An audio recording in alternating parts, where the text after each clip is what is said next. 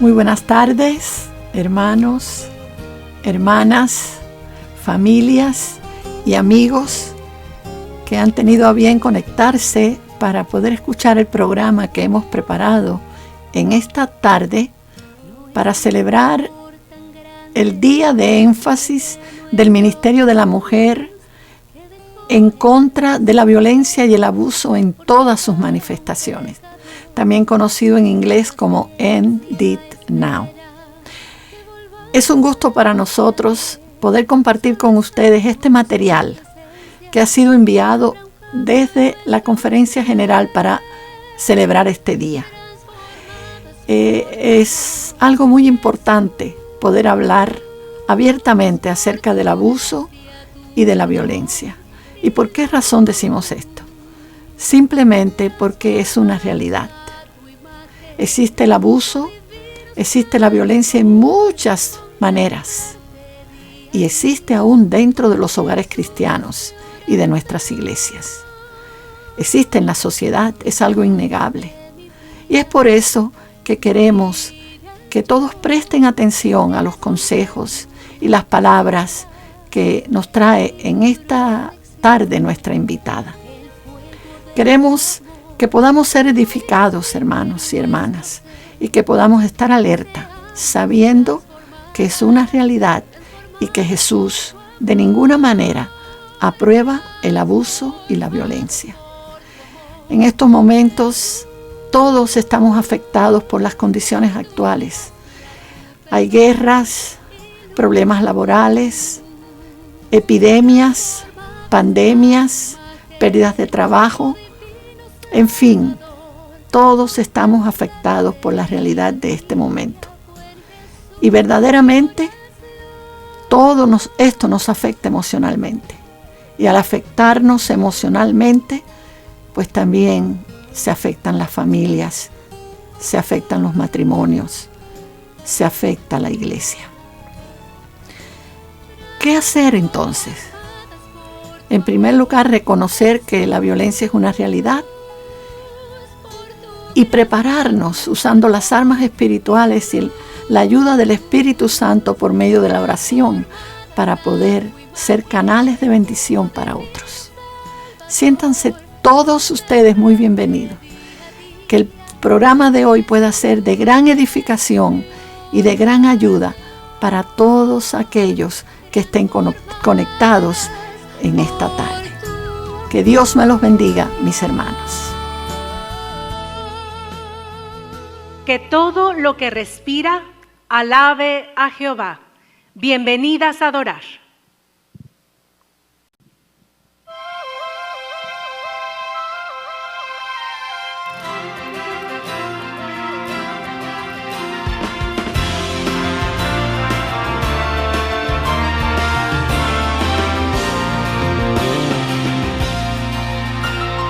Bienvenidas a adorar, bienvenidas a la casa de Dios. Quiero decirte hoy de corazón que seas bienvenida. Es el día del Señor, santo sábado de adoración. El gozo que hay aquí se puede sentir porque somos sus hijas. Quiero decirte hoy de corazón que Cristo nos unió.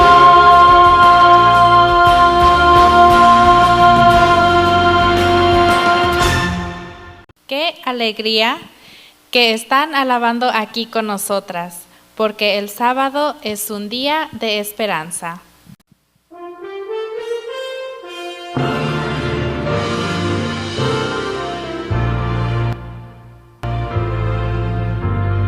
Dios nos dio un día a la semana para descansar y meditar, separado, bendecido, santificado día del Lord, día lindo, escogido como el bebé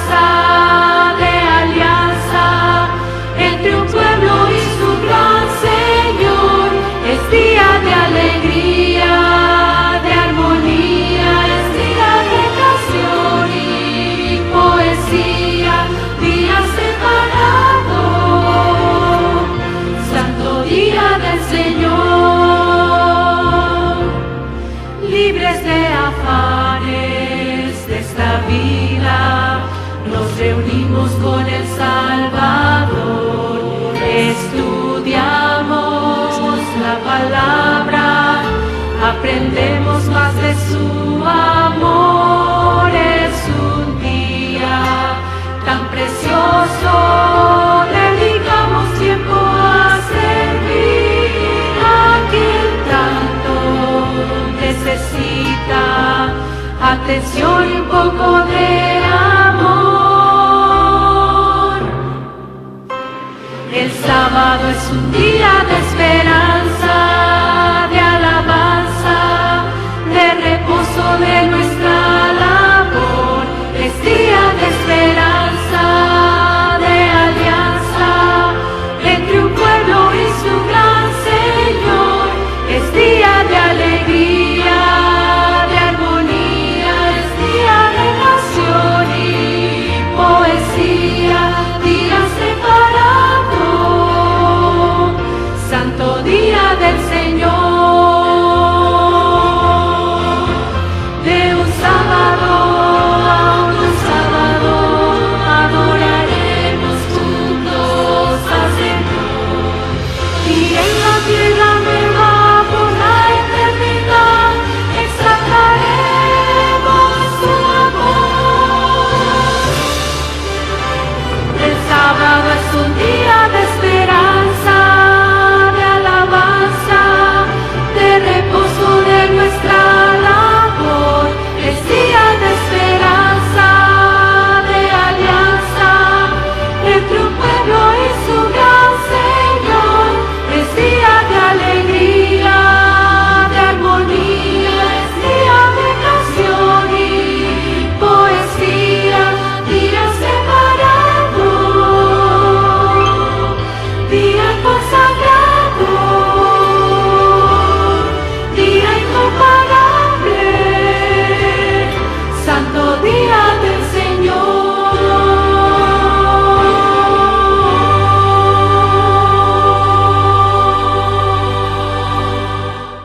Señor, acompáñame en mi caminar.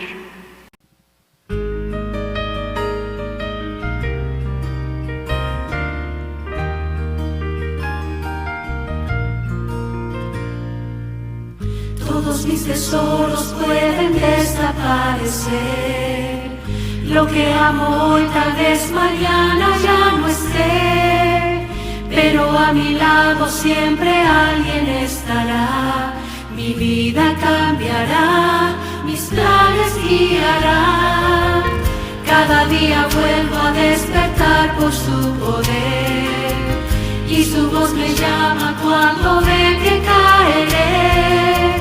Encomiendo a Cristo mi camino porque sé que si confío en Él hará. Mi Señor, siempre estás tan cerca de mi corazón. Tu amor jamás me abandonará. Que tu luz me mantenga siempre lejos del dolor en mi caminar.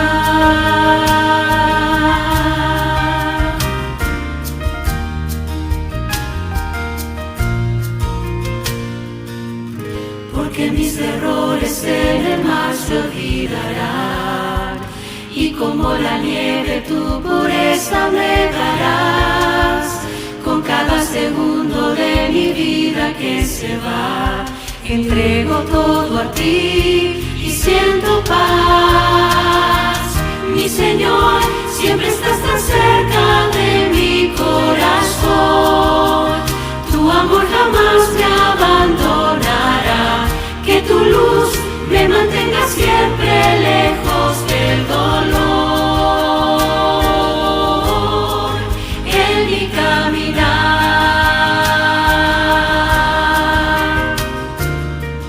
Mi Señor, siempre estás tan cerca de mi corazón. Tu amor jamás me abandonará. Que tu luz me mantenga siempre lejos del dolor en mi caminar.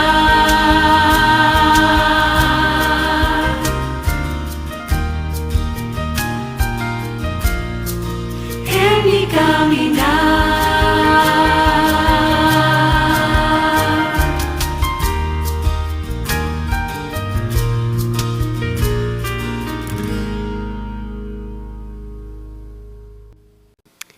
Que mis palabras y mis acciones sean el reflejo de tu amor.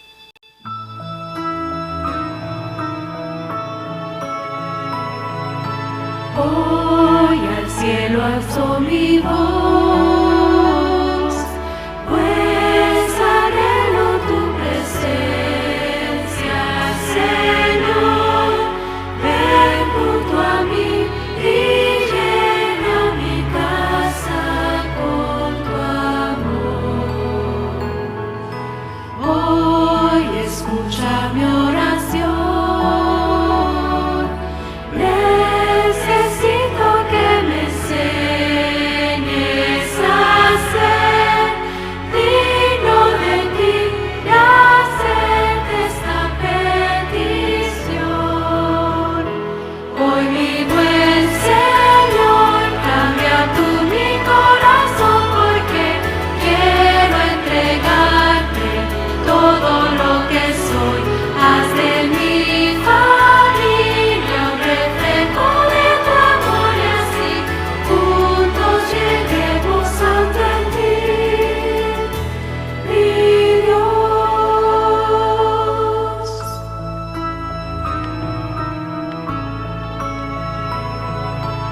En tus manos soy Jesús, quiero descansar mi alma y soñar con aquel día en que te podamos ver llegar. Y por eso mi oración es que tomes tú mi mano y me des una pequeña luz con la que alumbrar.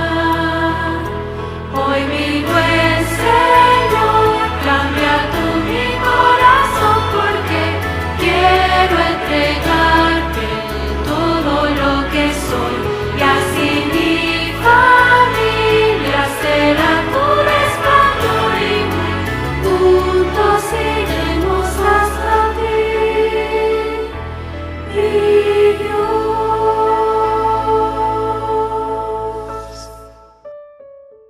Muy buenas noches, hermanos. Feliz sábado. Gracias por ser parte de este programa. Queremos orar esta noche por la bendición de Dios y por la presencia de su Santo Espíritu en nuestro medio. Y también queremos orar por las peticiones que han sido escritas en la página de Facebook del Ministerio de la Mujer del Norte de California. Inclinemos el rostro y oremos. Querido Señor, queremos darte gracias por tus bendiciones, gracias por tu presencia con nosotros, y de manera especial pedimos que tu Espíritu pueda obrar en nuestra mente y en nuestro corazón esta noche. Padre Santo, queremos poner en estas noches las peticiones que fueron escritas en la página de Facebook del Ministerio de la Mujer. Y también queremos pedirte por las peticiones y oraciones de cada hogar representado en el norte de California, Señor.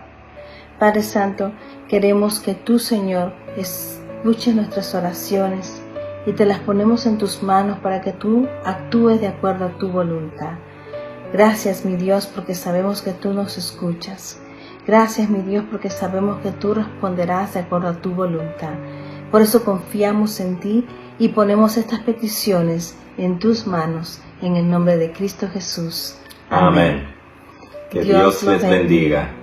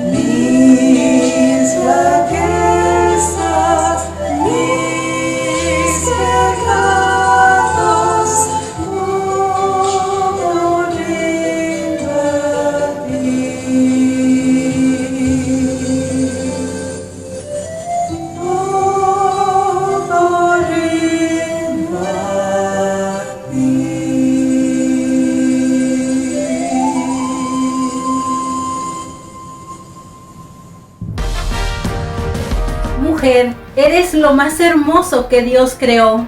Juntos somos la corona de la creación. Eres redimida por la sangre de Cristo. Por lo tanto, eres de un valor incalculable.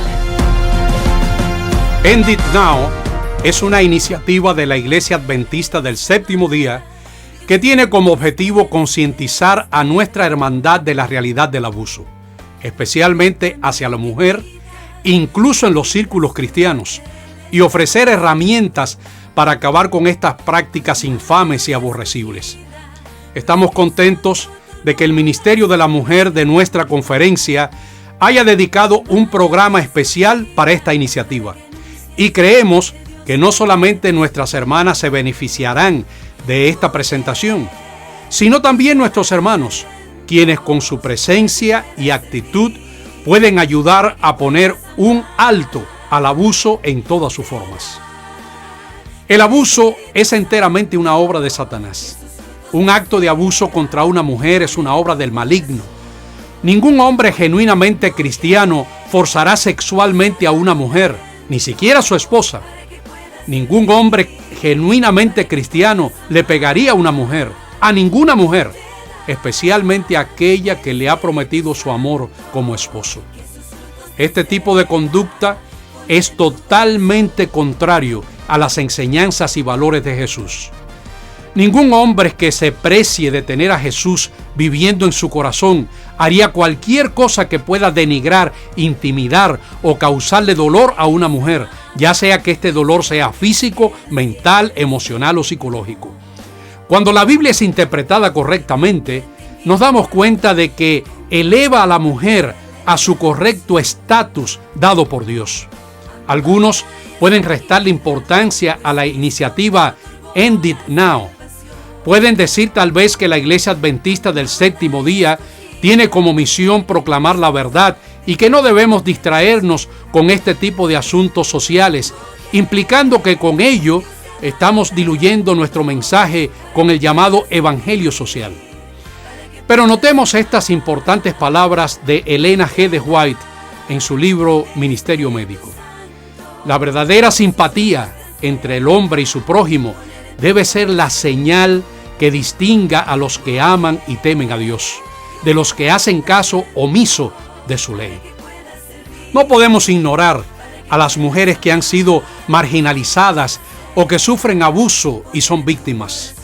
Tenemos el deber permanente de proteger y escuchar a cualquier mujer bajo estas viles circunstancias. Me agrada mucho que la Iglesia Adventista del Séptimo Día tiene un departamento del Ministerio de la Mujer que está representado en cada nivel de la organización y debe estar representado en cada congregación. Tal vez entre nuestros oyentes están presentes algunos hombres que podrían estar pensando en cómo han tratado a las mujeres o a una mujer en particular. Tal vez sus actitudes hacia la mujer no son o han sido lo que deberían ser. Tal vez algunos hombres han llegado a darse cuenta de que su trato hacia las mujeres o a una mujer en particular no ha sido un trato cristiano.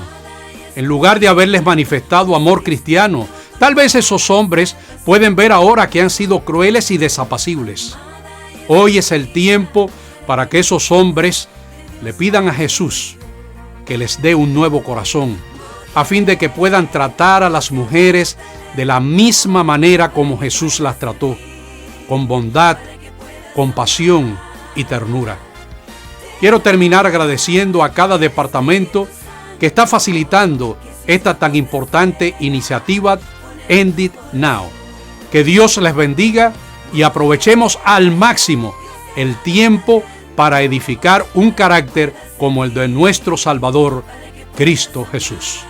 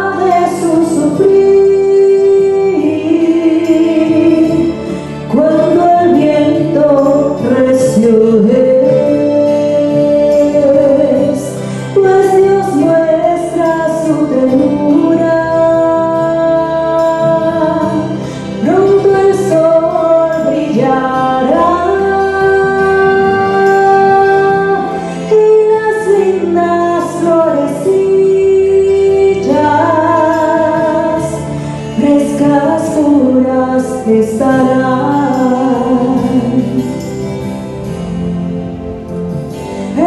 el amor de mi Dios, bella flor, lo que hace que pueda sonreír. Y en la vida hay que sufrir, y luego en Dios feliz será.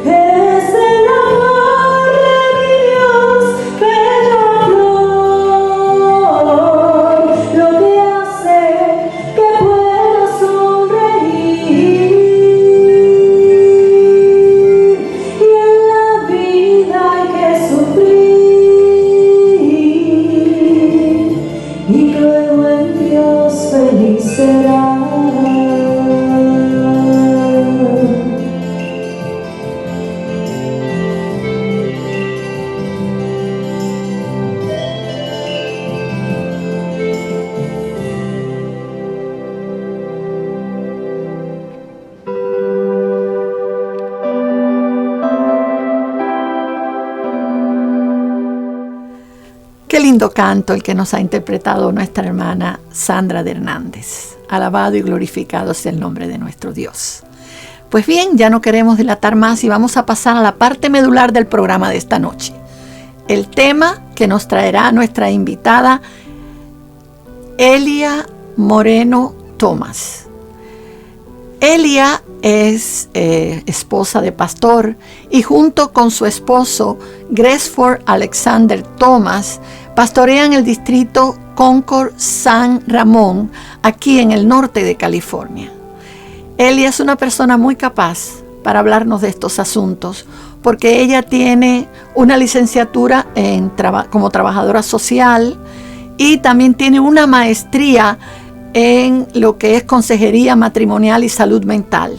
Así que dejamos con ustedes a nuestra hermana Elia en el tema titulado Asunto de Familia. Buenas tardes, feliz sábado. Es un placer para mí estar con ustedes esta noche. Le agradezco tanto a Dios por esta oportunidad de poder hablar con ustedes. Me llamo Elia Thomas y Dios me ha dado la oportunidad de terminar una maestría en la Universidad de Andrews. Y yo sé que lo que el Señor me ha permitido lograr no es porque yo soy muy sabia o porque yo lo sé todo, sino porque Él me ha llevado hasta este momento. Así que quiero alabar al Señor por todo lo que Él ha hecho por mí. En esta tarde me gustaría invitarlas a que podamos descubrir un poco acerca de lo que la palabra de Dios dice acerca del abuso. Este programa está patrocinado por End It Now. End It Now es una organización de la Iglesia Adventista del Séptimo Día que se enfoca en terminar la violencia doméstica, no solamente en nuestros hogares, sino también en nuestras iglesias y por la gracia de Dios también en nuestra comunidad.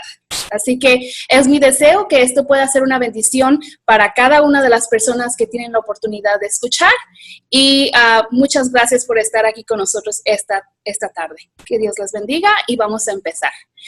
Bueno, hablamos de la violencia doméstica. ¿Qué es la violencia doméstica? Usualmente pensamos en la violencia doméstica como un asunto de familia. Y usualmente una de las cosas que he conocido en mi experiencia es que la violencia doméstica es un secreto. A veces decimos que la ropa sucia se lava en casa. Pero no nos damos cuenta del impacto tan grande que tiene no solamente en nuestros hogares, en nuestros hijos, sino también en la sociedad en general. Ahora, ¿qué es la violencia doméstica? A veces nos preguntamos, bueno, la violencia doméstica tiene que ver con golpes, solamente con golpes. Pero la violencia doméstica en realidad tiene una gama grande. Y hay muchas razones y muchas circunstancias que llevan a la violencia doméstica.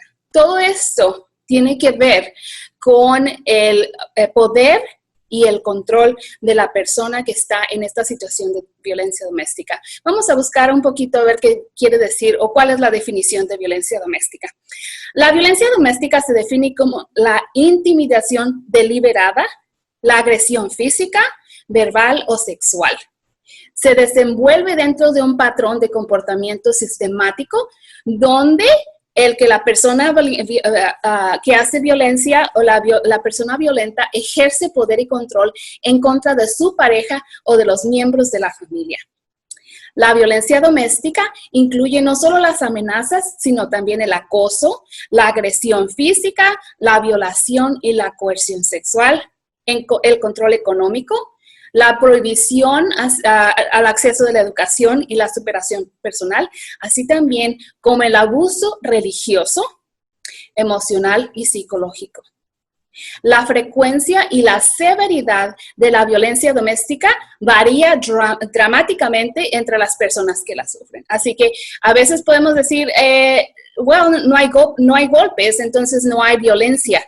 O están casados, así que no hay ninguna clase de violación sexual. Pero estas son situaciones que aún en los matrimonios cristianos suceden.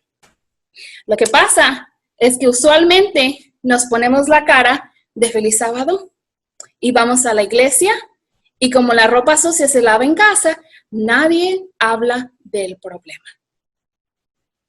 ¿Saben que la palabra de Dios nos habla de cómo la violencia doméstica sucede de generación en generación? Pero antes de eso vamos a hablar acerca de los datos en los Estados Unidos. ¿Sabían ustedes que solo la violencia doméstica afecta a más de 12 millones de personas cada año? Cada minuto en los Estados Unidos, un promedio de 24 personas son violadas, maltratadas físicamente o acosadas por su pareja íntima. Las mujeres entre los 18 y los 34 años constituyen el grupo en que generalmente se observan las tasas más altas de casos de violencia en la pareja íntima. Y aproximadamente un 15% del total de mujeres y un 4% del total de los hombres han sufrido algún tipo de lesión o en algún momento de sus vidas a causa de la violencia doméstica. Ya haya sido producto de violación, maltrato físico o acoso de parte de su pareja íntima. Ahora, estamos viendo los datos en general de los Estados Unidos, pero ¿qué pasa en el estado de California? Los datos en California nos dicen que los centros de crisis de violación atendieron a 31,790 sobrevivientes de violencia sexual entre el 2011 y el 2012 en California. Y esas son las personas que tuvieron las agallas de hablar acerca de lo que les había sucedido. Hay muchas personas que sufren en silencio, que se quedan calladas y que nunca sienten que pueden hablar su verdad. No piensan y no sienten que pueden confiar en alguien y hablarles de lo que les ha sucedido. Y viven a través de sus vidas con una tristeza, con una ansiedad, con una depresión, porque a nadie le han podido contar sus problemas, porque no hubo alguien que les escuchara. En un día, los refugios de violencia doméstica atienden a casi 5,800 mujeres y niños en el estado de California. Cada 56 minutos ocurre una violación forzada en el estado de California. Así que si nos ponemos a pensar, son aproximadamente 24 personas que sufren violación por día. El 32,9% de las mujeres de California y el 27,3% de los hombres de California sufren violencia física de pareja, intimidación, violencia sexual de la pareja y el acoso de las parejas íntimas en sus vidas. Ahora, la violencia se aprende en la familia. ¿Saben? La palabra de Dios nos recuerda en Éxodo capítulo 20, del 5 al 6. El Señor les está dando los 10 mandamientos al pueblo de Israel. Y esto es parte de los 10 mandamientos. Y este mandamiento habla exclusivamente acerca de adorar otras imágenes, de poner a otros dioses o a otras cosas, darle lugar a algo más que le pertenece solamente a Dios. El resultado de hacer eso, dice la palabra de Dios, yo soy Jehová, tu Dios fuerte, celoso, que visito la maldad de los padres sobre los hijos hasta la 3ª y 4ª generación de los que me aborrecen, y hago misericordia a millares a los que me aman y guardan mis mandamientos. ¿Qué es lo que sucede aquí? La violencia es una costumbre que se aprende en el hogar y se transmite de generación en generación. No es que Dios sea un Dios de violencia, un Dios que quiere castigar o que está visitando la maldad, sino que nuestra propia maldad, cuando no nos hemos arrepentido del pecado y no hemos cortado el pecado de raíz, se transmite de generación en generación. Pero hay esperanza, porque de la misma forma que el pecado se transmite de generación en generación, también la bendición y la misericordia de Dios alcanza a millares de los que le aman y guardan sus mandamientos.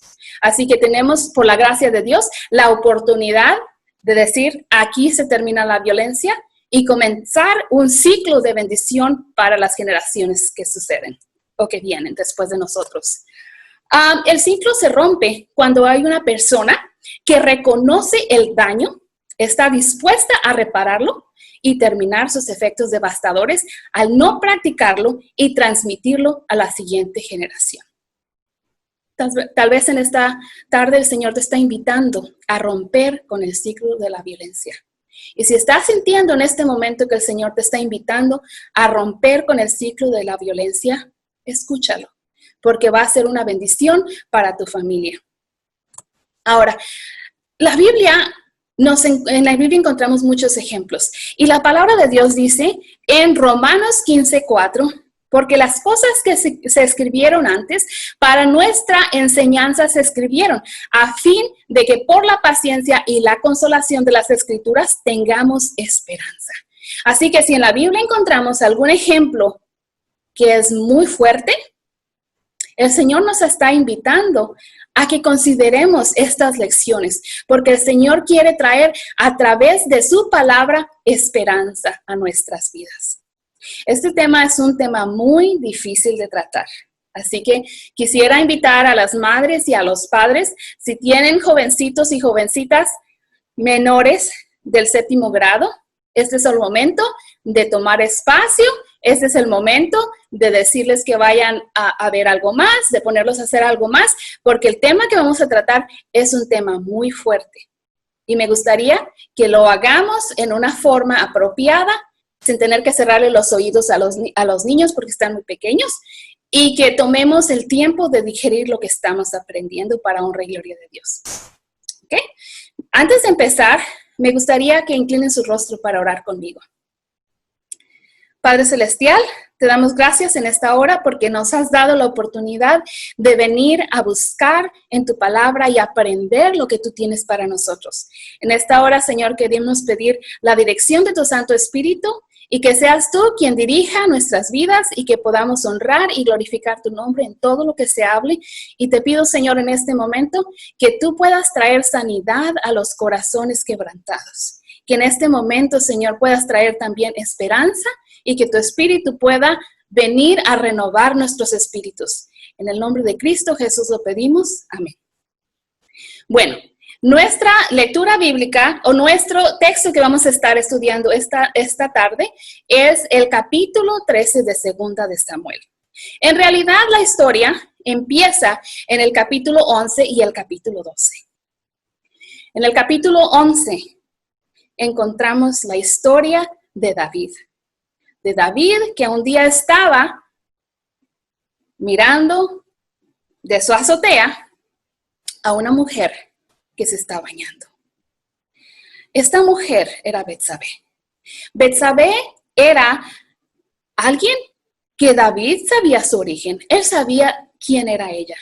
¿Por qué sabía David quién era ella? Porque Aitofel era su consejero, uno de sus consejeros más preciados. Eliam, el esposo de, él era el padre de Betsabé, y el esposo de Betsabé era Urías el Heteo. Todos estos hombres eran de los hombres valientes de David, que habían batallado, que habían estado en la guerra con él, que habían luchado mano a mano, y que con la ayuda de ellos él había podido llegar a donde estaba en ese momento de la historia. Dios había utilizado a estos hombres valientes para poner a David en el lugar en donde se encontraba. Así que un día él estaba mirando por la ventana y está mirando desde la azotea. Yo me imagino a David como una clase de águila o de halcón, listo para devorar a la presa. Lo interesante es que la palabra de Dios decía que los hombres que el Señor elegía para que fueran reyes, en el capítulo 17 de Deuteronomio, habla específicamente que cuando el pueblo de Israel pidiera un rey, el rey que Dios les diera debía escribir la palabra de Dios, debía escribir la ley, los pergaminos de la ley, una copia de los originales que Moisés había escrito, y el rey tenía la responsabilidad no solamente de escribir la ley, sino también de estudiarla diariamente. ¿Para qué? Para poder dar un justo juicio y para poder tener el temor de Jehová. Lo interesante aquí es que encontramos que David se deleitaba en la palabra de Dios. Si recordamos el Salmo capítulo 1, David dice, bienaventurado el hombre que no anduvo en camino de pecadores, ni en silla de escarnecedores se ha sentado, sino en la ley de Jehová medita de día y de noche. Así que David sabía lo que era la palabra de Dios. De hecho, conocía la palabra de Dios a tal punto que había escrito un salmo que empezaba de la primera letra del vocabulario hebreo hasta la última letra del vocabulario hebreo. Y este salmo lo podemos encontrar en el capítulo 119 de Salmos. Así que si había alguien que conocía la ley y que estudiaba y que amaba la palabra de Dios, era David. Pero por alguna razón se le olvidó estudiar o se le olvidó escudriñar la palabra de Dios. Y se levanta de su siesta y empieza a mirar hacia abajo. Y aquí está esta bella mujer bañándose. Esta mujer estaba obedeciendo la ley de Dios. Estaba cumpliendo con su deber de purificarse. David estaba invadiendo su privacidad. Y David no solamente estaba invadiendo su privacidad, sino también mientras ella cumplía con la voluntad de Dios y con la ley de Dios, él estaba pecando en su corazón. Ahora, ¿qué es lo que sucede después de esto? David no solamente peca en su corazón, sino continúa con el paso que sigue, averiguar quién era ella, y resulta que cuando le traen la respuesta, es hija de Eliam, esposa de Urías Heteo, nieta de Aitofel. Así que David sabía exactamente de qué familia venía ella. Pero no se queda conforme con eso, sino que después va y continúa, como no ha estado tomando tiempo para dedicar a la meditación de la palabra de Dios, como ha dejado la palabra de Dios por un lado, ahora va y la trae. Lo interesante aquí es que Betsabé está sola. No hay nadie de los hombres de su familia que la proteja. ¿Por qué? Porque todos los hombres están en guerra. David hacía 2 años que había sido coronado rey, no solamente de Israel, sino también de Judá. Así que en vez de ir a la guerra, esta vez se quedó ocioso. Se quedó en casa y empezó a distraer la vista. Cuando despegamos la vista de la palabra de Dios, cuando despegamos la vista de Jesús, muchas cosas pasan y las cosas que pasan no son buenas. Para este tiempo, David ya había estado casado, tenía 8 esposas. La cronología nos dice que David tenía ya para este tiempo 7 esposas y 10 concubinas. Y además tenía también hijos. El primero era Amnón. La segunda hija era Tamar. Y el tercer hijo era Absalón. La cronología nos da a entender que en esta fecha más o menos Amnón tenía aproximadamente 9 años, Tamar tendría 8 años y Absalón tendría 7 años. ¿Ok? Son niños, son pequeños, los niños no se dan cuenta de lo que está pasando, ¿no? Pero David manda a traer a esta mujer, porque de todas las que tiene, ninguna se le antoja. Entonces trajo a esta mujer, y esta mujer viene sin protección, porque no hay nadie en la casa que cuide de ella. No hay hombre que pueda dar voz por ella. Y llega a la casa de David. David está como el rey, así que hay un imbalance de poder. Un imbalance. ¿Por qué? Porque Betsabé es el súbdito y David es el rey. Así que ella se siente obligada a complacer al rey. La palabra de Dios dice que ella, después de todo lo que pasa, se baña, se purifica, regresa a su casa y al mes le manda un mensaje: estoy embarazada. Y ahora sí, David tiene que ver cómo se las va a arreglar, porque de alguna forma hay que tratar de resolver esta situación. Pero David no ha hecho lo que debe hacer. O sea, si él hubiese hecho lo que debía hacer, él tenía que pagar una restitución al esposo de Betsabé. Y de hecho, él sabe que la sentencia, porque él conoce muy bien la ley, debe ser la muerte por el acto de violencia que él cometió en contra de esta mujer. No solamente cometió un acto de violencia contra esta mujer, sino un acto de traición en contra de sus amigos que estaban peleando en la guerra por él. Pero ahí no termina la cosa, sino que después Betsabé le manda a decir: ¿sabes qué? Estoy embarazada. Y David ahora quiere cubrir la situación. ¿Qué es lo que va a hacer? Bueno, dice, vamos a resolver la situación, traer el esposo de Betsabé, y si él va a verla a la casa, probablemente podremos decir que las cosas se cubrieron y nadie supo lo que pasó. ¿Hasta dónde ha llegado el corazón de David? Empezó por codiciar. Después de codiciar, continúa con cometer adulterio. Y todavía está lo que viene. Este hombre, Urías el Eteo, es tan fiel a Dios que David le dice: mira, aquí te mando presente, ve a tu casa.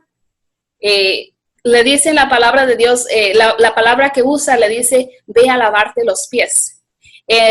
Los comentarios dicen que es una connotación de ve a lavarte los pies y a dormir con tu mujer. Pero Urías es un hombre tan fiel a Dios y tan leal, no solamente al ejército, sino al arca de Dios que está en la guerra. Urías estaba en una guerra santa y lo que ellos entendían, o de la forma que ellos peleaban las batallas del Señor, era que durante el tiempo que estaban en la guerra, ellos se abstenían de estar con sus esposas. Ellos se abstenían de estar en una situación comprometedora con mujeres. Y David quiere tapar el sol con un dedo. Pero Urías es una persona que es un contraste con el carácter de David. Mientras David está queriendo mentir y someter y suprimir, después de que ha robado y de que ha codiciado y de que ha también adulterado, Urías es un hombre íntegro. Y por más que David lo insta a que vuelva a casa, él no lo hace. Él es un hombre fiel. Y entonces David no sabe cómo más resolver la situación y llega a lo peor del asunto. Manda una carta a través de Urías a Joab, el general, y le dice que ponga a Urías al frente de la batalla.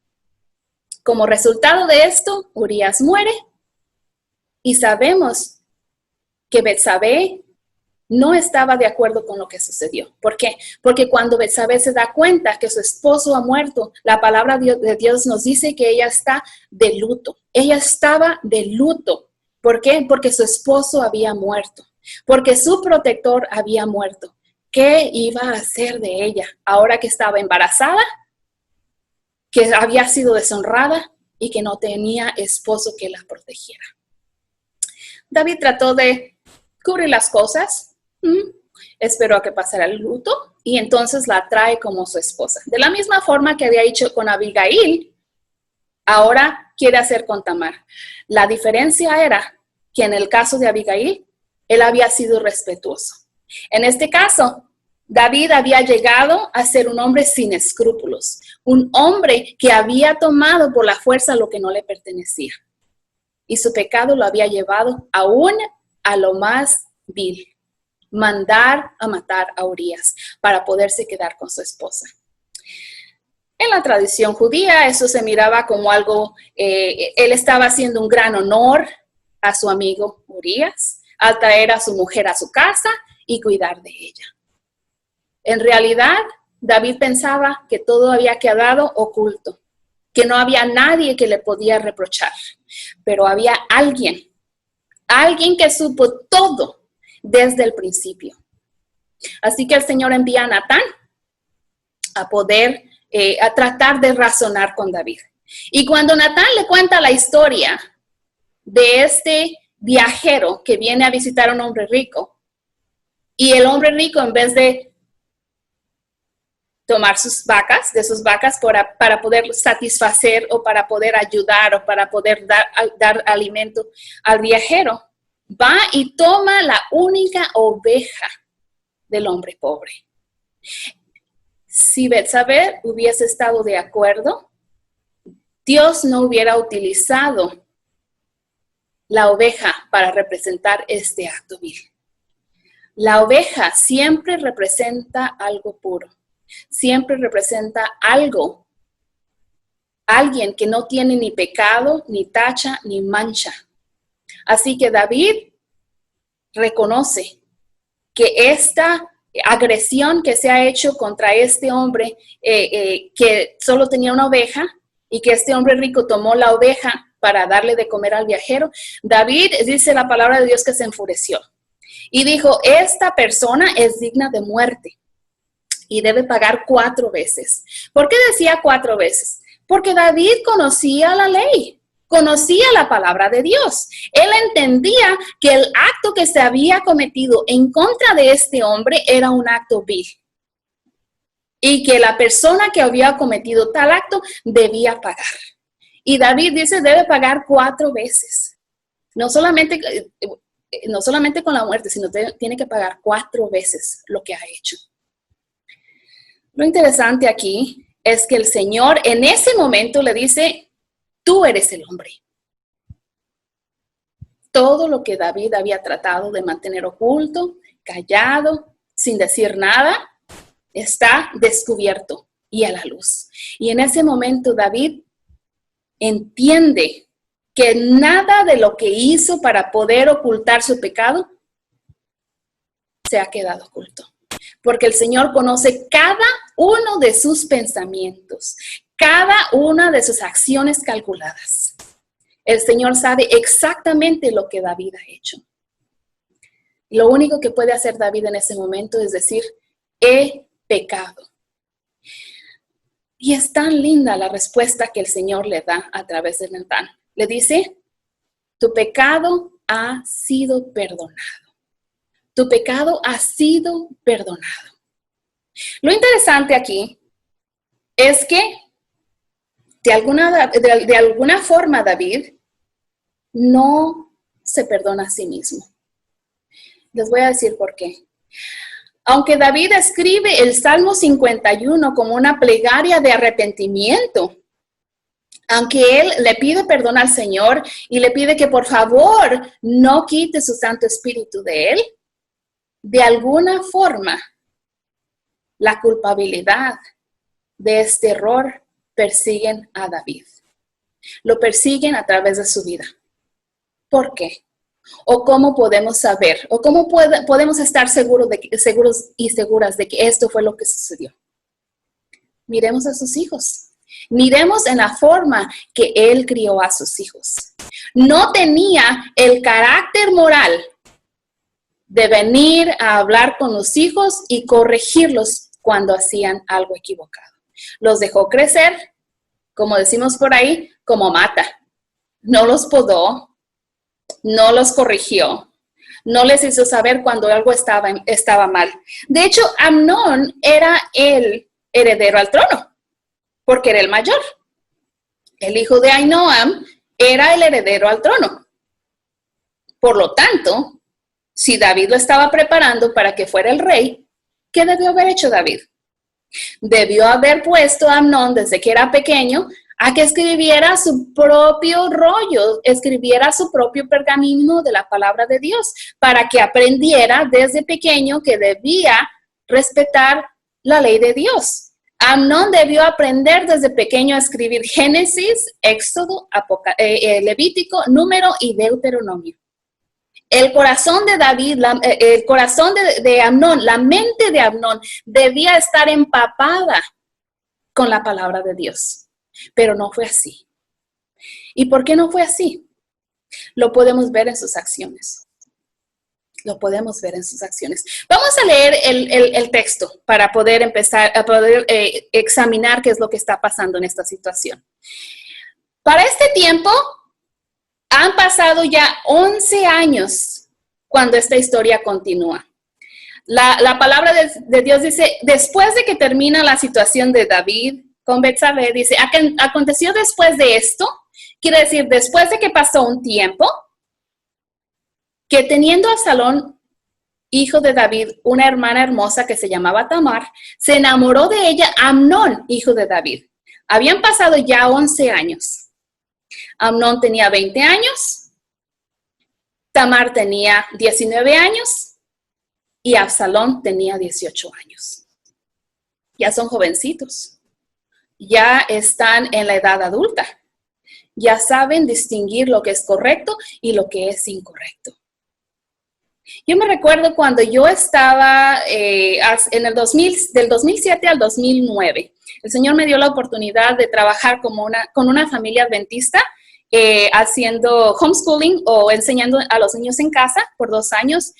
Y yo me recuerdo que si hubo un tiempo cuando yo más estudié la Biblia, cuando estaba deseosa de asegurarme que todo lo que estaba haciendo era de acuerdo a la voluntad de Dios, fue durante esos 2 años.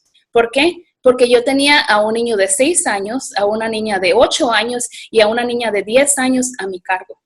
No solamente su educación escolar y académica era mi responsabilidad, sino también el aprender la palabra de Dios, su desarrollo de carácter. Y yo me recuerdo que cada vez que yo tenía que sentarme con alguno de los niños a hablar qué era lo que había pasado, porque no estaba bien, yo sentía una carga moral muy grande, porque ¿cómo yo me iba a sentar a corregir a este niño o a esta niña y enseñarle los caminos del Señor si yo no estaba bien? Así que esos 2 años fue donde el Señor me traía de las orejas. Yo no sé cómo será para ustedes que son padres o madres, pero nuestra responsabilidad es criar a los niños en el temor de Jehová. Pero David, por alguna razón, no se sentía con la autoridad moral de poder reprender y enseñar a sus hijos en los caminos del Señor. Así que Absalón y Amnón crecieron de alguna forma no haciendo la voluntad de Dios. Ahora, lo interesante es que Tamar de alguna forma, ella conocía y amaba la palabra de Dios, amaba la ley de Dios, y lo vamos a ver un poquito más adelante. Dice aquí, aconteció después de esto que teniendo Absalón, hijo de David, una hermana hermosa que se llamaba Tamar, se enamoró de ella Amnón, hijo de David. Y estaba Amnón angustiado hasta enfermarse por Tamar su hermana, pues por ser ella virgen, le parecía a Amnón que sería difícil hacerle cosa alguna. Y Amnón tenía un amigo que se llamaba Jonadab, hijo de Simea, hermano de David. Y Jonadab era hombre muy astuto. Ahora, versículo 2 dice que estaba Amnón angustiado hasta enfermarse por Tamar, su hermana. Por ser ella virgen, le parecía a Amnón que sería difícil hacer cosa alguna. Si recordamos hacia atrás, David abusó de Betsabé y ella era una mujer casada. ¿Por qué será que Amnón dice, se le hacía difícil hacerle cosa alguna? Porque era virgen. A las muchachas vírgenes, especialmente las hijas de los reyes, se les tenía por algo muy preciado. Algo muy preciado porque con ellas se podía hacer alianza con otras naciones. Así que las hijas servían como una forma de tratar de mantener la paz con otros reinos. Tenían un valor muy especial.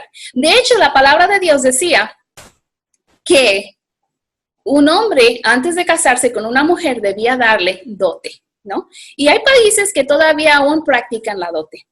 En este caso, si un hombre tomaba a una mujer por la fuerza o la engañaba, debía darle a su padre 50 ciclos de plata como dote por la muchacha.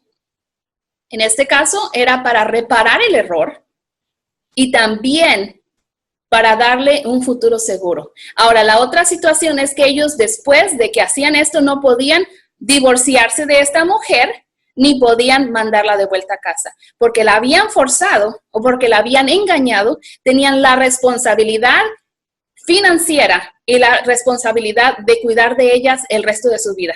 No importaba si no tenían hijos, el hombre que hacía esta clase de violencia tenía la responsabilidad de cuidar de esta mujer.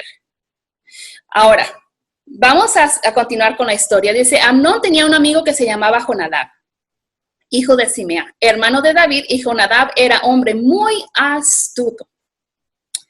Muy astuto. Era un hombre que siempre estaba viendo cómo podía tramar la historia, qué era lo que se podía hacer.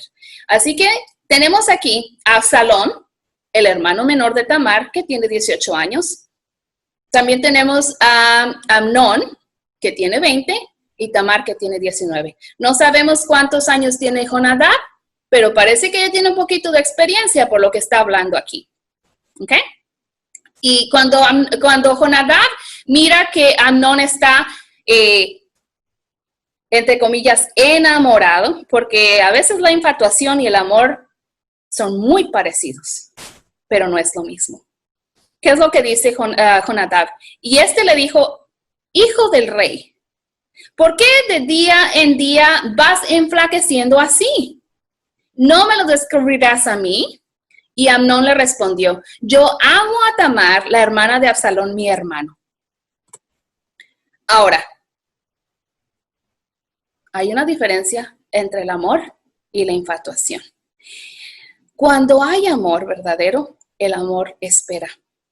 El amor, ¿cuál es la definición del amor de acuerdo a capítulo 13 de 2 de Corintios? Todo lo sufre, todo lo espera, ¿no? El amor no termina. Pero vamos a ver qué clase de comportamiento tiene Amnón. Aunque es un príncipe, está a punto de comportarse como un criminal. Y David envió a Tamar a su casa diciendo, vamos a regresar un poquito anteriormente. Lo que continúa el versículo 6, no lo tengo aquí. En el versículo 6, lo que hace Amnón es que pretende que está enfermo. Jonadab le dice, ¿sabes qué? Pretende que estás enfermo, muy, muy enfermo. Esta es la forma en que vas a poder traer a Tamar a la casa. Pretende que estás enfermo.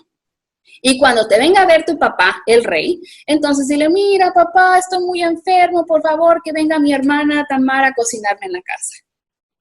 Y el que había sido un águila sagaz, que fue a agarrar la presa, a Betsabé, David, que había ido a hacer la presa, que había ido a agarrar la presa, a Betsabé como presa, ahora se vuelve el que va a traer a su propia hija. Se vuelve en el mensajero que va a traer a su propia hija a la casa de su hijo para que algo suceda. Él ayuda en la trampa. El profeta Natán le había dicho a David que su pecado era perdonado, pero le dijo que de ahí en adelante se desataría una guerra en el hogar, una guerra interna. Nadie se dio cuenta de lo que había pasado. Había sido un pecado oculto. Los siervos probablemente no se dieron cuenta de lo que David había hecho. El único que sabía era Joab, que David había mandado matar al esposo de Betsabé, a Urías el Eteo. Pero ahora David no tiene el entendimiento y no se da cuenta que algo está pasando aquí entre sus hijos. Así que él manda a su hija directito a la trampa. Entonces, ¿qué hace David? Dice el versículo 7. David envió a Tamar a su casa diciendo, ve ahora a casa de Amnón tu hermano y hazle de comer. Este es en el capítulo 13 de segunda de Samuel. Y entonces, Tamar está haciendo lo que debe hacer, una buena hermana, una hermana que responde, que ayuda, que protege, que da nutrición y que tiene compasión de su hermano. Dice el versículo 8, y fue Tamar a casa de su hermano Amnón, el cual estaba acostado, y tomó harina y amasó, e hizo hojuelas delante de él y las coció. Tomó luego la sartén y la sacó delante de él, mas él no quiso comer. Y le dijo a Amnón, echad fuera de aquí a todos. Y todos salieron de allí. Así que es interesante. Amnón está viendo cómo ella está cocinando, pero ahora dice, no, por favor, que se salgan todos de la casa, que no haya nadie en la casa. ¿Notan la similitud? Cuando Betsabé fue traída a David, no había nadie que la protegiera. Su padre, su abuelo y su esposo no estaban en casa. Cuando Tamar viene a la casa de Amnón, todas las personas están fuera de la casa. No hay nadie quien la proteja. No hay nadie que esté ahí para ella. No hay nadie que se asegure de que no le va a pasar nada malo. Ahora, ¿qué es lo que sucede después de eso? Amnón se comporta como un criminal. Amnón le dice a Tamar, trae la comida a la alcoba para que yo coma de tu mano. Y tomando Tamar las hojuelas que había preparado, las llevó a su hermano Amnón a la alcoba. Así que ella, obediente, va a tratar de ayudar a su hermano que está enfermo. Quiere que se recupere, quiere que se sienta mejor. Y ella, muy obediente, va y le lleva la comida al cuarto a su hermano, a su alcoba. Dice el versículo 11, y cuando ella se las puso delante para que comiese, asió de ella, o la agarró por la fuerza y le dijo, ven, hermana mía, acuéstate conmigo. ¿Cómo respondió Tamar? Mientras Amnón es un criminal o se comporta como criminal, como una persona sin escrúpulos y sin moral, Tamar es una princesa sabia. El versículo 12 dice, ella entonces le respondió, no, hermano mío, no me hagas violencia, porque no se debe hacer así en Israel. No hagas tal vileza. Si hay alguien que es necio, el contraste aquí está la sabiduría de Tamar. Mientras él está dejándose llevar por sus impulsos de la misma forma que su padre lo había hecho, ahora Tamar está poniéndole un alto. Le está diciendo, no seas una persona necia, no te comportes como un criminal, no te comportes como una persona necia. El versículo 13 dice, porque ¿a dónde iría yo con mi deshonra? Y aún tú serías estimado como uno de los perversos en Israel. Te ruego pues ahora que hables al rey que él no me negará a ti. Yo me imagino esta situación, esta confrontación. Amnón la tiene agarrada por la fuerza. Y ella está tratando de razonar con él, pero no hay forma. ¿Por qué? Porque el pecado lo ha cegado por completo. Porque no tomó tiempo de deleitarse en la palabra de Dios. Porque no hubo un padre que le reprendiera y que le enseñara a caminar en los caminos del Señor. Porque el padre moralmente no sentía que tenía el valor de hacerlo.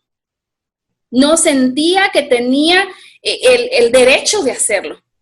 Su propio pecado lo había dejado paralizado para poder corregir a sus hijos de la forma que debía hacerse. Pero aquí está Tamar, tratando de razonar, tratando de hablar con él. Y no hay forma de hacerlo entender. El versículo 14 dice, mas él no la quiso oír, sino que pudiendo más que ella, la forzó y se acostó con ella. Qué tristeza, qué acto de violencia más difícil de poder superar.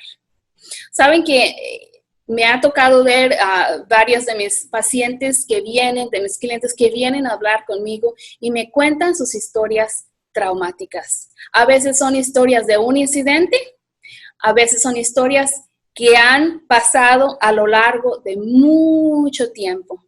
A veces la persona violenta es solamente una. A veces hay una serie de personas que han violado y que han tomado ventaja de esta persona.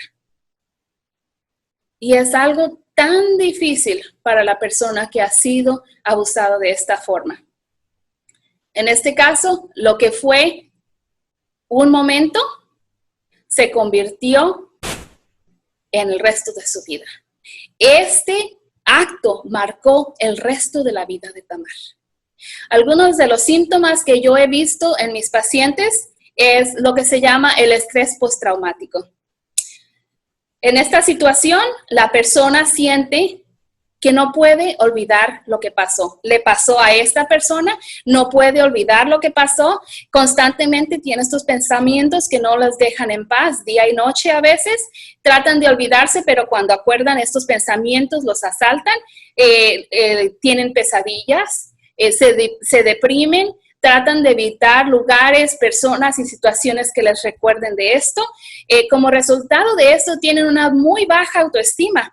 Sienten que el lugar donde están es peligroso, se asustan fácilmente, están volteando alrededor, siempre están alerta porque tienen un miedo que no pueden superar.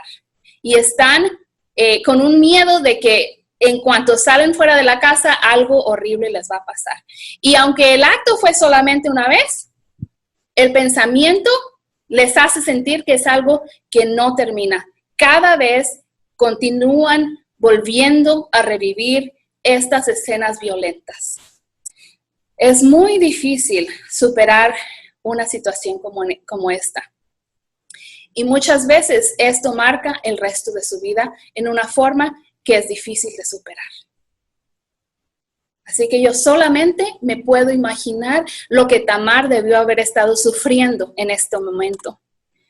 Pero aún así, la forma en que la sociedad veía estos actos crueles era que la forma de repararlo es que Amnón lo que él debía hacer era ir a pedir perdón a David, darle las 50 piezas de plata y pedirle a David que dejara a Tamar en su casa como su esposa. Pero ¿cómo respondió Amnón? Dice la palabra de Dios en 2 de Samuel, capítulo 13, versículo 15. Luego la aborreció Amnón con tan grande aborrecimiento que el odio con que la aborreció fue mayor que el amor con que la había amado. Y le dijo a Amnón, levántate y vete. 2 palabras, levántate y vete. La había amado tanto, entre comillas, y ahora la ve como basura. La ve como algo inservible, como algo desechable, que ya no tiene valor. No solamente robó su valor y no pagó la dote por ella, sino que ahora la rechaza y completamente la desecha. El versículo 16, Tamar todavía trata de razonar con Amnón y ella le respondió, no hay razón, mayor mal es esto de arrojarme que el que me has hecho. Mas él no la quiso oír. ¿Cuántas veces han caído las súplicas en oídos sordos? ¿Cuántas personas, hombres y mujeres, sufren por el abuso sexual?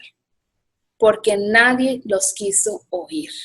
O porque aún antes de que ellos pudieran entender y razonar de lo que se trataba, alguien vino a tomar ventaja, vino a robar su inocencia, vino a llevarse algo que no les pertenecía.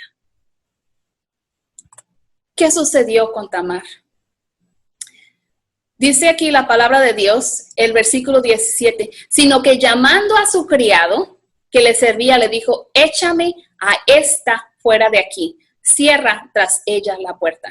Si vemos el idioma original, en realidad lo que está diciendo Amnón es, por favor, saca esto de mi casa y cierra la puerta tras ella. Qué humillación más grande, qué dolor y qué pesar tan grande. La vida se le acabó en ese momento a Tamar. No solamente había sido violentamente destruida, sino que también había sido desechada como basura, como inservible. ¿Cuántas personas sufren ahora en este momento? Porque se sienten como basura, porque se sienten desechadas, porque alguien vino a robar y a tomar lo que no les pertenecía. ¿Cuántas mujeres sufren con luto en su corazón? Y aunque pasa la vida, continúan viviendo y reviviendo las escenas de violencia. Querido hermano, querida hermana, quiero decirte en esta noche que Dios nunca tenía en sus planes que el enemigo viniera a destruir tu vida. La palabra de Dios dice que el enemigo viene a matar y a robar. Pero Jesús vino para que tengas vida y para que la tengas en abundancia. El enemigo tal vez quiso destruir tu vida. Y tal vez lo quiso hacer porque sabía que el día que el Señor te sane, que el día que tú saques a la luz lo que el enemigo ha hecho, Él va a quedar derrotado. Él quería apagar tu luz antes de que brillara. Así que hermano, hermana, jovencita, jovencito, en esta hora te quiero pedir que no permitas que el enemigo te haga sentir como alguien que no tiene valor o como alguien que ha sido desechado o desechada. Tú no eres basura. No permitas que un acto de crueldad o una cadena de actos de crueldad definan tu valor. Tú tienes un gran valor y has sido comprado por precio de sangre. ¿Qué sucede con Tamar? Después de esto, el versículo 18 dice, y llevaba ella un vestido de diversos colores, traje que vestían las hijas vírgenes de los reyes. Su criado, pues, la echó fuera y cerró la puerta tras de ella. Tamar estaba vestida como una virgen pura, como era un traje distinto, algo que la ponía, a todos los demás los ponía en alerta de que aquí venía caminando la hija del rey. Pero en ese momento de luto, en ese momento de dolor, lo único que puede hacer es rasgar sus vestidos y poner ceniza sobre su cabeza, poner su cabeza en sus manos y salir corriendo, porque esa era la única forma que podía demostrar el luto que traía por dentro. Sus esperanzas para el futuro habían sido destruidas. Sus esperanzas de algún día casarse se habían terminado. Su ilusión de ser madre había sido destruida por completo. Ya no tenía nada. Se le había robado todo. Se la había dejado sin nada. Se le había dejado vacía, sin esperanza. Aquí dice la palabra que Tamar tomó cenizas y salió corriendo y gritando. Ahora, ¿qué es lo que sucede? Cuando pasa corriendo, Tamar era una princesa, así que donde ella debía vivir era en el palacio. Pero después que ha sido desechada, ¿qué es lo que sucede? En vez de volver a casa, a ser la hija del rey, ahora regresa a la casa de su hermano, a su hermano Absalón. Es interesante ver lo que dice aquí. ¿Cómo le responde Absalón? Le dice a Absalón, ¿ha estado contigo tu hermano Amnón? Pues calla ahora, hermana mía, tu hermano es. No se angustie tu corazón por esto. Se quedó Tamar desconsolada en casa de Absalón, su hermano. Cállate, no le cuentes a nadie tu desgracia. Manténlo aquí. No permitas que esto te destruya. Una de las cosas que he visto muchas veces es el dolor de volver a destapar lo que se ha quedado oprimido y empujado hacia abajo y suprimido por muchos años.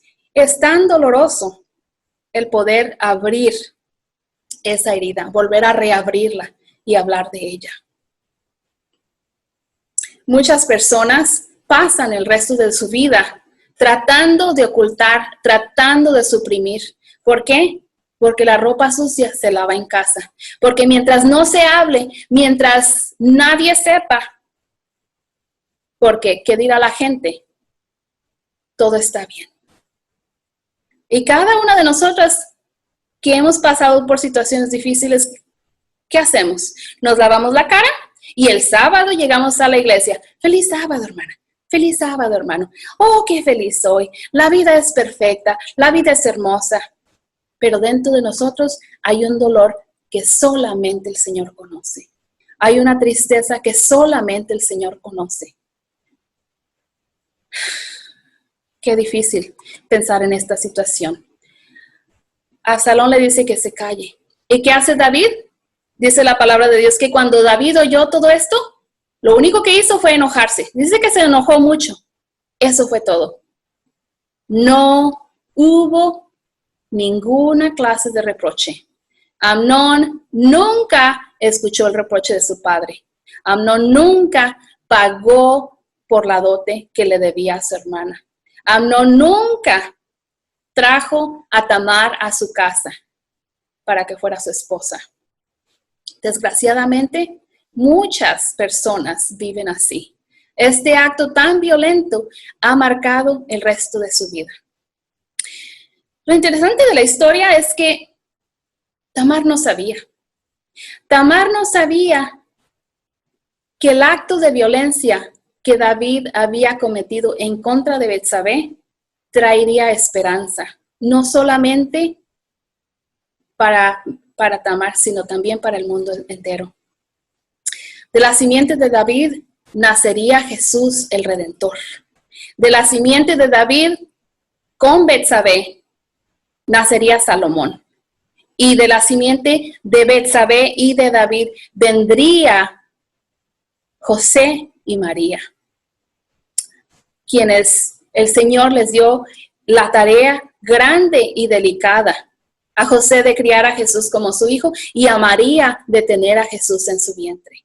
Un día, ese pecado que David había cometido, cuando el Señor le perdonó, también le trajo esperanza, no solamente a David, sino a toda la humanidad. La misión de Jesús, quien nació de Salomón, quien nació de David y Betsabé, no solamente fue venir a rescatar al mundo de sus pecados, sino la palabra de Dios dice que la promesa era, el Señor le había dado la promesa a David, que algún día él iba a firmar su trono. Entonces, Dios perdona, pero también redime. Y entonces aquí dice la palabra de Dios en 1 Corintios 28, 4, 5 y 6, que de la simiente de David vendría Salomón. Y el Señor escogió a Salomón como el que llevaría esa promesa. En Mateo 1:16 dice, Isaí engendró al rey David y el rey David engendró a Salomón, de la cual fue mujer de Urías. De algo que fue tan vil y tan sucio, el Señor trajo redención al mundo. De algo tan vil y tan sucio que puede haberte pasado a ti, el Señor quiere en esta hora tocarte. El Señor, la misión de Jesús fue como dice en Isaías 53:5, que Él fue herido por nuestras rebeliones, molido por nuestros pecados, y el castigo de nuestra paz fue sobre Él, y por sus llagas fuimos nosotros curados. El Señor quiere traer en esta hora sanación a tu corazón. El Señor quiere traer esperanza. La misión de Jesús en este mundo no solamente fue el traer sanación. Isaías 61:1-4 dice: el Espíritu de Jehová, el Señor, está sobre mí, porque me ha ungido Jehová, me ha enviado a predicar buenas nuevas a los abatidos, a vendar los quebrantados de corazón, a publicar libertad a los cautivos y a los presos, apertura de la cárcel. Mi hermana, mi hermano, si has estado por años en la cárcel de la desesperación, si un acto ha definido el resto de tu vida, en este momento el Señor quiere traer liberación. El Señor quiere liberarte. Él no quiere que seas presa de tu pasado. El Señor no quiere que seas preso de un acto de violencia en contra tuya. Él quiere traer buenas noticias para ti que estás quebrantada y quebrantado de corazón. El Señor quiere vendar tus heridas. El Señor quiere traer sanidad, a proclamar el año de la buena voluntad de Jehová y el día de venganza de nuestro Dios, a consolar a todos los enlutados.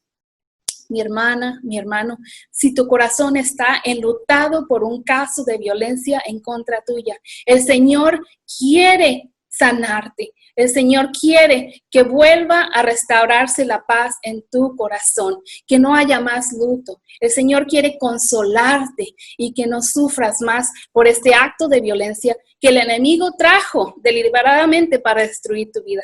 El Señor quiere traer sanidad y restauración.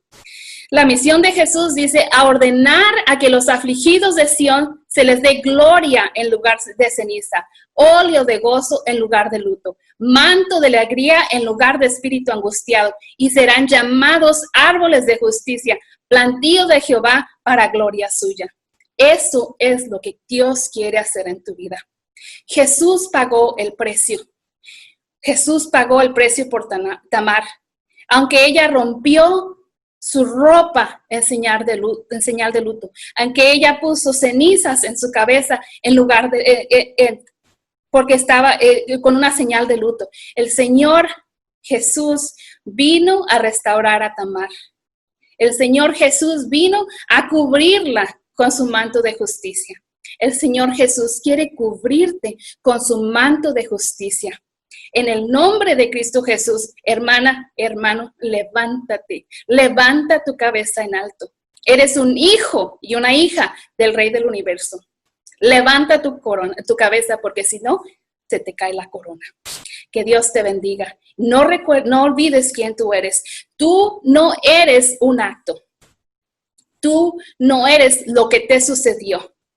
Tú eres un hijo y una hija del Rey del Universo. Nunca lo olvides. Que Dios te bendiga.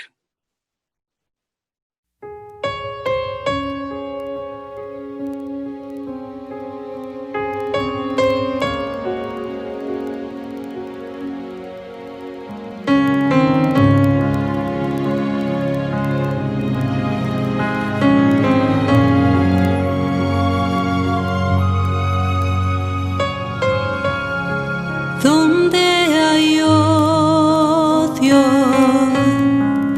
yo lleve amor. Si hay pesares, yo lleve gracia. Si hay discordia, yo lleve unión.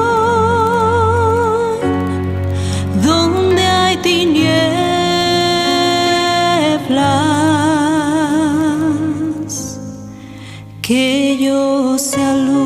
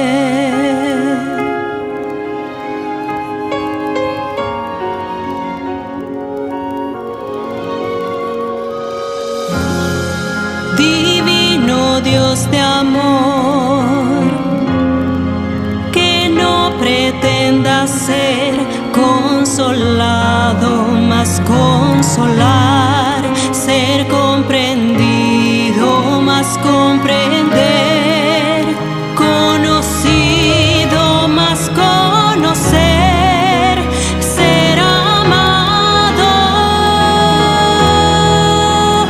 más amar,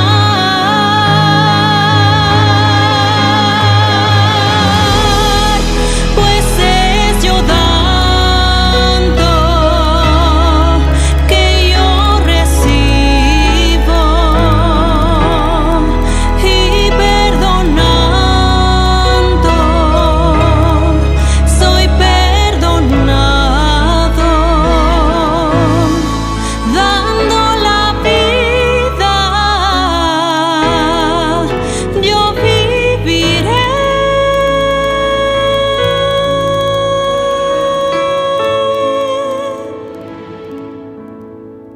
Un instrumento de paz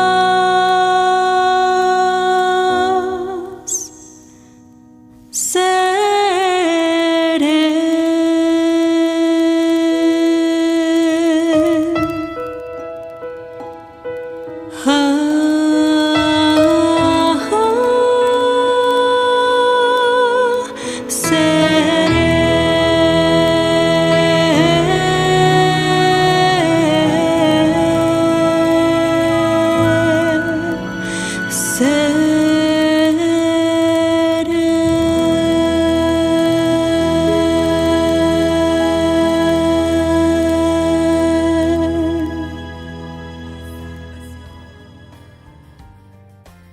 Buenas noches, apreciados hermanos, un feliz sábado.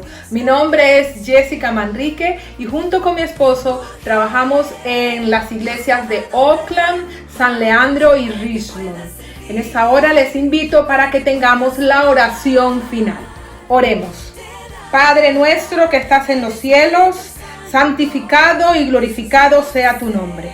Estamos, Señor, inmensamente agradecidos contigo por esta maravillosa programación que se ha podido desarrollar en esta noche. Te damos muchas gracias, Señor, por la dirección de la hermana Teresa Leal y todo su equipo. Te damos también muchas gracias por la hermana Elia Moreno, por esta valiosa enseñanza que ella ha podido compartir con nosotros. Pido para ella tu santa y divina bendición. También, Señor, en esta hora queremos pedirte para que como iglesia tú nos puedas ayudar. Que nos puedas ayudar, Señor, para que de nuestras vidas, de nuestras familias, de nuestros hogares, pueda salir la agresividad. Que ya no haya más ira, no haya más gritería, que no haya desprecio, que no haya el abuso, Señor, que no haya tampoco el maltrato ni la violencia, y que en su lugar entonces ahora en nuestras vidas tú nos puedas regalar la compasión, el respeto, la bondad, el amor, la amistad, para que podamos contagiar a muchas personas, Señor, y de esta manera podamos ser ejemplo para ellos, de tal manera que les podamos decir: imítenme a mí, porque yo imito a Cristo Jesús. Gracias te damos, Señor, inmensamente por todas tus bendiciones y por esta programación que nos ayudará a seguir adelante en el caminar mientras estamos en este mundo. En el nombre de Cristo Jesús agradecemos todo. Amén. Que sus frutos desciendan